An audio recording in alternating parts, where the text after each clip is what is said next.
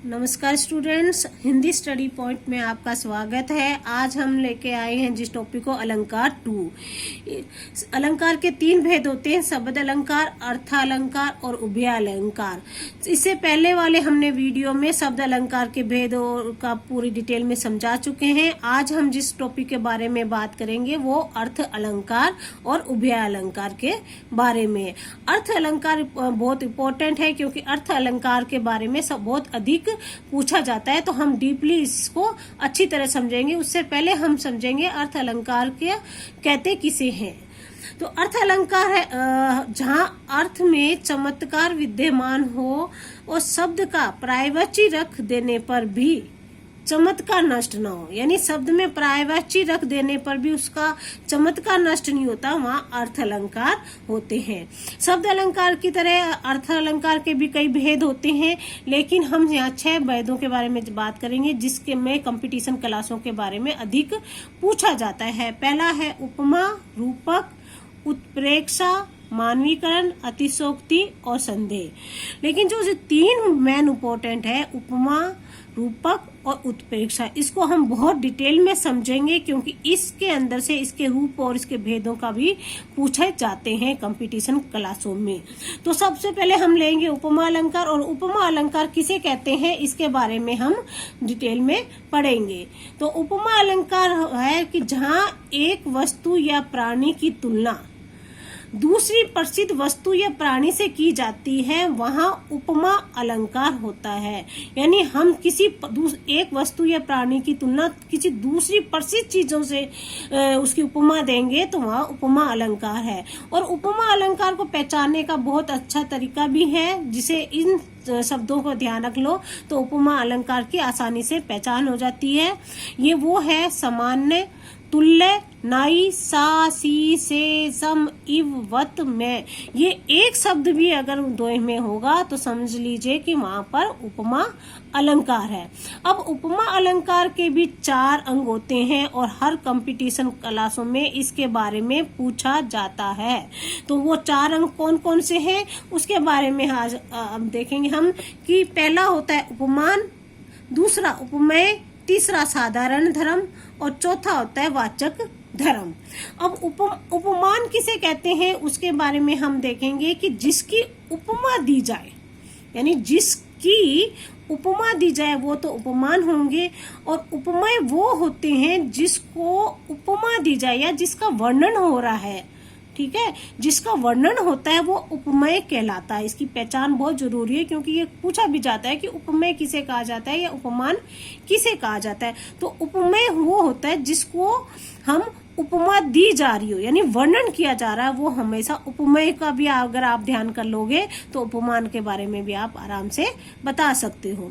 तीसरा होता है साधारण धर्म। अब साधारण धर्म में जो उपमेय व उपमान दोनों में जो समान रूप से होता है वो साधारण धर्म होता है। और चौथा है वाचक धर्म, जिसकी उपमा का बोध हो, जिसमें जैसे सा, सी, से शब्द होंगे, ये सब वाचक धर्म है। इसको अब हम डिटेल में समझते हैं, इस 2 के द्वारा पूरे को समझते हैं, 4 अंगों को। कि जैसे सिए मुख चंद्र सम उज्ज्वल, ठीक है, तो इसमें जो मुख है वर्णन किसका हो रहा है? मुख का, सीता के मुख का वर्णन हो रहा है ना, चंद्रमा के समान और उज्ज्वल बताया जा रहा है। तो इसमें जो मुख है वो वर्णन किसका हो रहा है? सीता के मुख का। तो मुख का क्या हो गया? उपमेय। चंद्र हो गया उपमान, किसके समान उपमा दी जा रही है? मुख को चंद्रमा के समान बताया जा रहा है, तो ये हो गया उपमान। सम मतलब वाचक हो गया, ये आ गया ना, सम वाचक हो गया। सा, सी, सम, ये सब आ गए, तो ये सब क्या हो गया? ये वाचक धर्म हो गया। और उज्ज्वल हो गया साधारण धर्म, ठीक है। अब इसके भी उपमा के भी 3 भेद होते हैं। 3 भेद कौन कौन से होते हैं? ये बड़ी कंपटीशन क्लासों में हमेशा पूछा जाता है, लेक्चरर वालों में कभी कभी आ जाता है कि पूर्ण उपमा कौन सी है, इसमें लुत्पा उपमा कौन सी है और मालो उपमा कौन सी है। तो उपमा के भी ये भी पूछ लिया जाता है कि उपमा के भेद कितने होते हैं। तो उपमा के 3 भेद होते हैं। पहला होता है पूर्ण उपमा, दूसरा लुप्त उपमा और तीसरा होता है मालो उपमा। इसको डीपली समझने के लिए अब हम आगे इसके अर्थ समझेंगे। अब आता है पूर्ण उपमा। पूर्ण उपमा के नाम से आपको पता चल रहा है कि जो पूर्ण रूप हो, यानी जहाँ रचना में उपमा के चारों अंग विद्यमान हो वो पूर्ण उपमा कहलाती है। इन चारों अंग आगे समझ लेना कि बाई चांस पूछ लेते हैं कि इसमें कौन सी उपमा है, तो जहाँ चारों अंग आगे वो पूर्ण है, पूर्ण यानी पूर्ण उपमा। ठीक है, इसको एक उदाहरण के द्वारा हम समझेंगे कि हरिपद कोमल कमल से। ठीक है, तो हरिपद कौन हो गया? उपमेय। ठीक है, कोमल कौन हो गया? साधारण धर्म। और कमल कौन सा हो गया? उपमान। यानी हरिपद को किसके समान माना जा रहा है? जिसकी उपमा दी जा रही है वो तो कमल हो गया, और वर्णन किसका हो रहा है? हरि के पद का हो रहा है ना, पैरों का हो रहा है, तो ये हो गया उपमेय। और वाचक हो गया से, यानी उपमा के चारों अंग विद्यमान है तो ये पूर्ण उपमा कहलाएगी। एक और इसका उदाहरण से हम समझेंगे इसको डिटेल में कि नचहि जीव मरकट की नाही, सब ही नचावत राम गोसाई। तो अब इसमें उपमान कौन सा हो गया? मरकट। ठीक है, कौन? बंदर। और उपमेय कौन हो गया? जीव। ठीक, यानी जो जीव है वो किसकी तरह उछलता रहता है? बंदर की तरह। और साधारण धर्म क्या हो गया? नचहि। ठीक, और वाचक धर्म आ गया नाई, सासी से नाई आ गया ना, तो ये हो गया वाचक धर्म। यानी चारों अंग उपमा के आ रहे हैं, चारों अंग आते ही वो पूर्ण उपमा होंगे। जहाँ चारों अंग आ जाएंगे वो पूर्ण उपमा कहलाएगी। ठीक है, अब उसका बाद दूसरी होती है लुप्त उपमा। नाम से पता है कि जो एक चीज अंग नहीं होगा वहां लुप्त उपमा आएगी। इसकी परिभाषा समझिए कि जहां रचना में उपमा के किसी अंग का लोप हो, यानी एक अंग नहीं हो, वहां लुप्त उपमा होती है। अब इसको हम उदाहरण से समझेंगे कि मखमल के झूले पड़े हाथी सा टीला। ठीक है, तो मखमल के झूले पड़े, तो मखमल क्या हो गया? साधारण धर्म। हाथी कौन हो गया? उपमान। और सा कौन हो गया? वाचक धर्म। और टीला कौन हो गया? उपमेय। लेकिन इसमें एक धर्म नहीं आया तो वो हो गया लुप्त उपमा। ठीक है, तीसरा है मालोपमा। मालोपमा से आपको वर्णन में दिख रहा है कि जो मालो हो, माल जहाँ दोनों ही हो, जहाँ एक उपमेय तथा अनेक उपमान हो और उपमा के चारों अंग विद्यमान हो। यानी एक उपमेय के कई उपमान हो, कई वर्णन हो, यानी एक उपमेय से अनेक उपमान हो और उपमा के चारों अंग विद्यमान हो, वहाँ मालो उपमा अलंकार होते हैं। जैसे इसको समझेंगे उदाहरण के द्वारा हम इसको समझेंगे कि रूप जाल नंद लाल के परी कटी बहुरी छूटेन,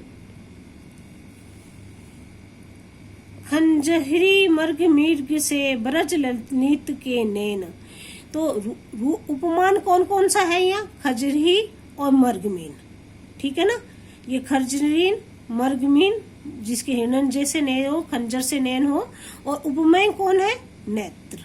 ठीक है, नेत्र हो गया उपमेय। और साधारण धर्म कौन सा हो गया? रूपजाल। ठीक, रूपजाल। और वाचक धर्म हो गया से। ठीक है, तो दूसरा जो अलंकार है वो है अर्थ अलंकार का, बहुत इंपॉर्टेंट है, वो है रूपक। रूपक के बारे में पहले हम समझेंगे कि रूपक किसे कहते हैं।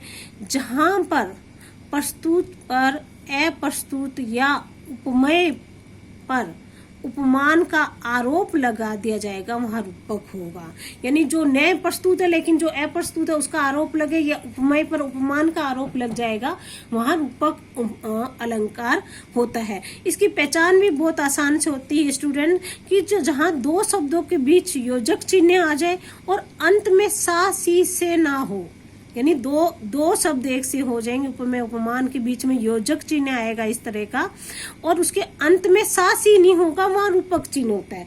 और जहाँ सा सी आ जाएगा वो उपमा होएगी। इस बात का हमेशा ध्यान रखिएगा। एक और ध्यान देने वाली रूपक में होती है कि इस अलंकार में हमेशा पहले क्या आएगा? उपमेय आता है और बाद में उपमान आता है। जबकि उपमा में क्या होता है? पहले उपमान आता है फिर उपमेय आता है, और रूपक में उल्टा होता है, पहले उपमेय आएगा फिर उपमान आता है। तो उपमेय व उपमान सूचक शब्दों का यथाक्रम निर्धारित होता है।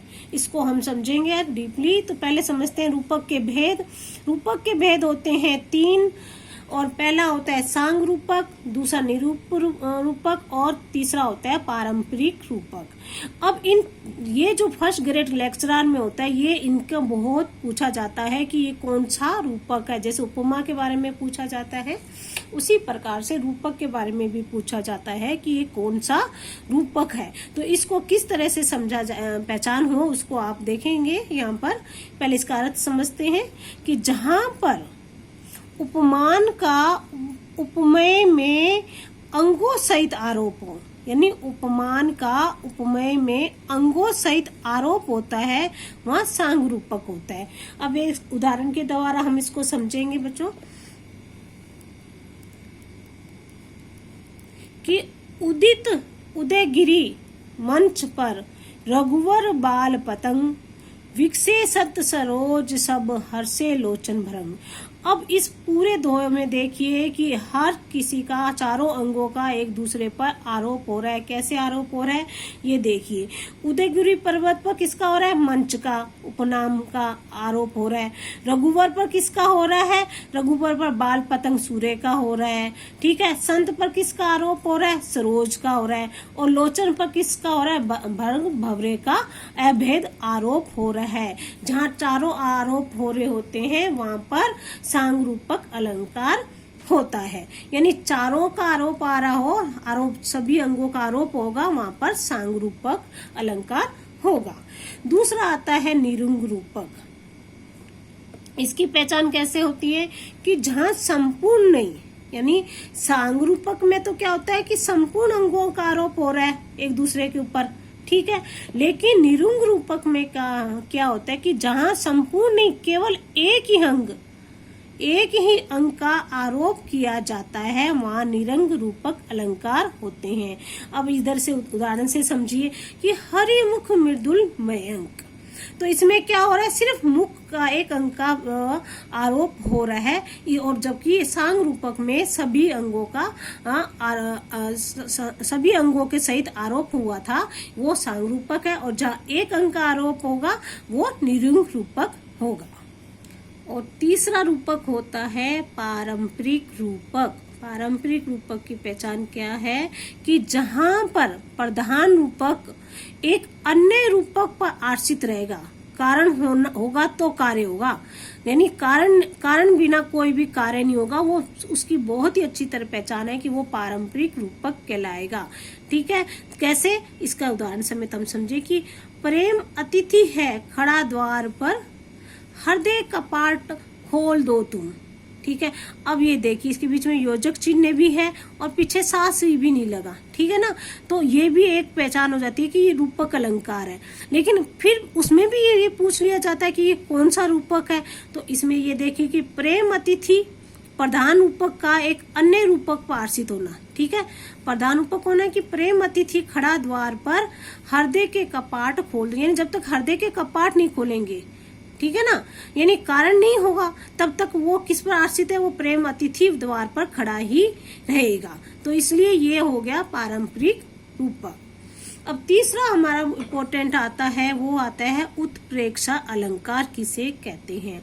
उत्प्रेक्षा अलंकार से पहले ये देखिए कि जहाँ ये किसे बना? उत प्लस प्रे प्लस इच्छा, जिसका मतलब होता है प्रकट रूप से देखना या संभावना होना।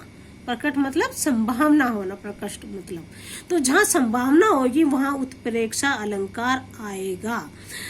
इसका अर्थ समझिए कि जहां पर उपमेय की उपमान की संभावना या कल्पना कर ली जाए, वहां उत्प्रेक्षा अलंकार आता है। इसकी पहचान भी बहुत आसान से है कि मानो, मनो, मनु, मनहु, जानो, जनु, सा। जहां इन शब्दों के पहचान होगी वहां पर उत्प्रेक्षा अलंकार होगा। यानी आपने वहां जिस दोहे में ये आ गया कि मानो, मनो, मनु, मनुहु, जानो, जनुसा, तो वहां पर क्या सीधे आप समझ जाएंगे कि वो उत्प्रेक्षा अलंकार है। अब हम इसे उदाहरण के द्वारा समझेंगे से कि सोवत ओठ पीत पट श्याम सलोने गात, मनहु नीलमणि सेल पर आतप पर्यो प्रभात। तो अब इसमें देख लीजिए कि क्या पहचान हो रही है। सबसे पहले हम देखेंगे ये मनहु शब्द आया है, यानी इसमें क्या हो रहा है कि संभावना की जा रही है। कैसे कि जब श्री कृष्ण के सुंदर श्याम शरीर पर, ठीक है ना, सोवत ओढ़े पीठ पट, भगवान श्री कृष्ण के कपड़े कैसे थे, पीले पट, पट मतलब वस्त्र, पीले वस्त्र थे। तो वो जो वो श्याम सलोने गात, यानी जब भगवान श्री कृष्ण सो रखे हैं अपने पीले वस्त्रों को पहनकर, वो ऐसे लग रहे हैं जैसे कि नीलमणि, नीलमणि मतलब एक पर्वत है, नीलमणि पर्वत की जो से है वो आतप पर्यो प्रभात, श्री कृष्ण के सुंदर श्याम शरीर पर नीलमणि पर्वत की ओर से उनके शरीर पर शोभामान पीताम्बर से प्रभात जब गिरता है, यानी सीलमणि पर जो सुबह सुबह की किरणें आती है, वो ऐसे लग रही है कि जैसे नीलमणि पर्वत पर प्रभात हो रहा है। लेकिन कौन है वहां पर, वहां भगवान श्री कृष्ण अपने पीले वस्त्रों को ओढ़कर पहनकर सो रहे हैं, और ऐसा लग रहा है जैसे कि नीलमणि पर्वत पर प्रभात हो रहा है। लेकिन क्या हो रहा है, संभावना की जा रही है कि नीलमणि पर्वत से प्रभात हो रहा है, लेकिन वो कौन है वहां पर, भगवान श्री कृष्ण है। और ये दूसरा सबसे बड़ी पहचान है इसकी, मनहु आ गया। अगर आप अर्थ नहीं भी समझ पाओ तो ये मनहु से आप पहचान लोगे, ये उत्प्रेक्षा अलंकार है। एक और देखिए कि मेघ आए बड़े बन ठन के सवर के। अब मेघ आते हैं तो वो कोई बन के सवर के ठन के नहीं आते, लेकिन संभावना की जा रही है कि कैसे बादल आ रखे हैं, कि सज धज के बादल आए हैं। तो ये क्या हो गया, ये हो गया उत्प्रेक्षा अलंकार। अब चौथा सबसे अलंकार है, बहुत आसान पहचान है, मानवीकरण अलंकार। मानवीकरण अलंकार के बच्चों की पहचान ये है कि जहाँ जड़ पर चेतन का आरोप, अर्थात जड़ प्रकृति पर मानवीय संभावनाओं का आरोप हो, वहाँ मानवीकरण अलंकार होते हैं।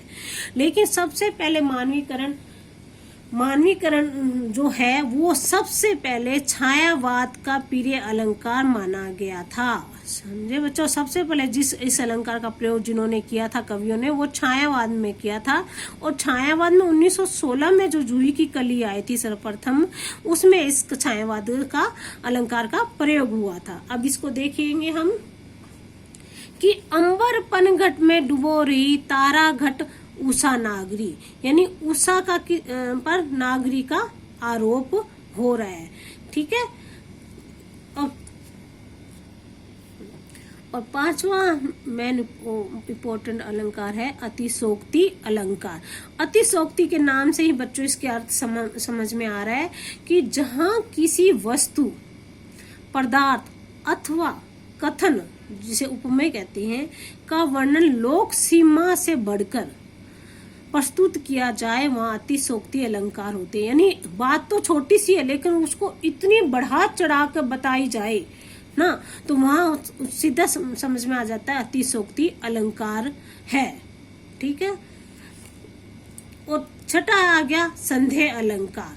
जहां उपमेय में उपमान का संशय हो जाता है पर निश्चय नहीं होता है, वहां संदेह अलंकार होते हैं। और इसकी पहचान भी बहुत आसान से होती है कि इसके कुछ शब्द आते हैं कि, क्या, धो, कि, धो या अथवा। इन शब्द आते ही सबसे बड़ी पहचान हो जाती है कि ये संदेह अलंकार है, ठीक है। अब इसके देखिए कि संदेह अलंकार कैसे इसको हम समझेंगे। ये तो अर्थ, ये शब्दों का तो प्रयोग होता ही है, लेकिन इसको और हम समझने के लिए देखेंगे इसके कि सारी बिच नारी है कि नारी बिच सारी है, सारी ही की नारी है कि नारी की ही सारी है।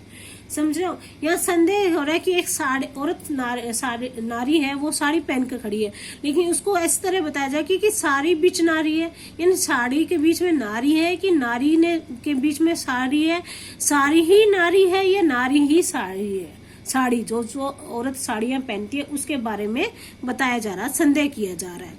अब इसको देखिए, एक इसका और उदाहरण समझेंगे कि कवि मति राम के दो काम को सुजग के पराग पुंज पर प्रफुल्लित सुमन सुबास है। यहाँ देखो के दो आ गया, और ये आ गया के।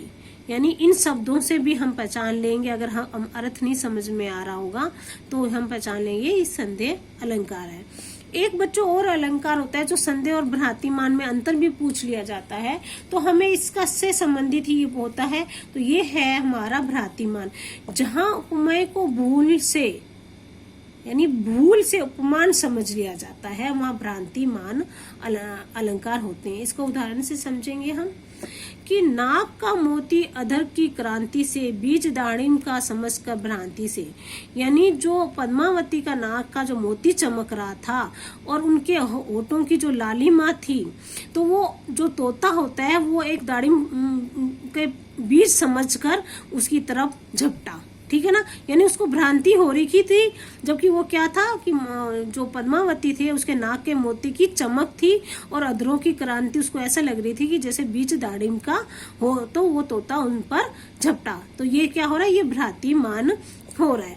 अब एक अलंकार बच्चों हमने बताया था उभय अलंकार। उभय अलंकार का बारे में ज्यादातर पूछा नहीं जाता है, नहीं इसके बारे में होते हैं, लेकिन मैं सिर्फ इसलिए आपको बता रही हूँ ताकि ये पता रहे कि उभय अलंकार किसे कहते हैं। जहाँ शब्द और अर्थ यानी अर्थ अलंकार और शब्द अलंकार दोनों में से चमत्कार विद्यमान हो, वहाँ अभय अलंकार होते हैं। और उसका उदाहरण एक ही है बच्चों की सलेस और वक्रोंती जो है, ये दो अलंकार होते हैं, वो उभय अलंकार के ही उदाहरण होते हैं। बच्चों ये वीडियो आपको पसंद लगी हो तो इस वीडियो को लाइक और शेयर जरूर करिए। धन्यवाद।